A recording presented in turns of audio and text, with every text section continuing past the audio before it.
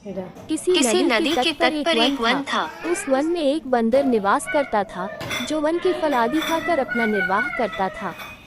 नदी में एक टापू भी था और टापू और तट के बीच में एक बड़ी सी चट्टान भी थी। जब कभी बंदर को टापू के फल खाने की इच्छा होती, वो उस चट्टान पर, उस टापू पर पहुंच जाता और जी भर अपने मनचाहे फलों का आनंद उठाता।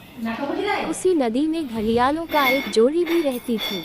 जब भी वह उस हृष्ट पुष्ट बंदर को मीठे रसीले फलों का आनंद उठाते देखती, तो उसके मन में उस बंदर के हृदय को खाने की तीव्र इच्छा उठती।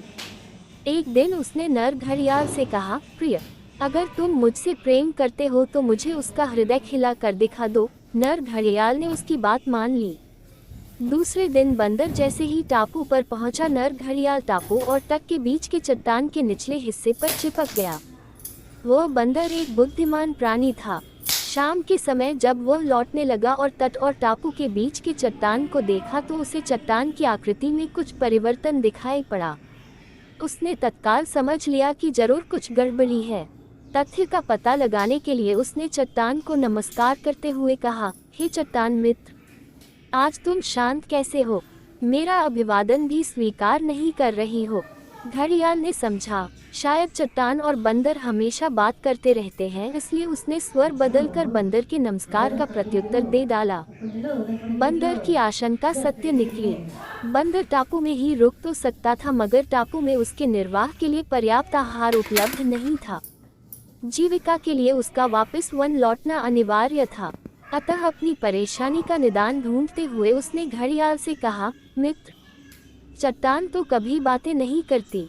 तुम कौन हो और क्या चाहते हो? दम्भी घड़ियाल ने तब उसके सामने प्रकट हो कहा, ओ बंदर, मैं एक घड़ियाल हूँ और तुम्हारा हृदय अपनी पत्नी को खिलाना चाहता हूँ। तभी बंदर को एक युक्ति सूझी।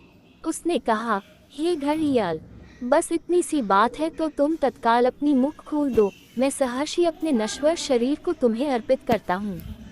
बंदर ने ऐसा इसलिए कहा कि वह जानता था कि जब घड़ियाल मुख खोलते हैं तो उनकी आंखें बंद हो जाती हैं।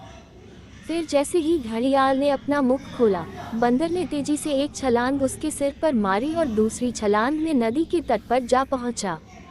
इस प्रकार अपनी सूझबूझ और बुद्धिमानी से बंदर ने अपने प्राण बचा लिए।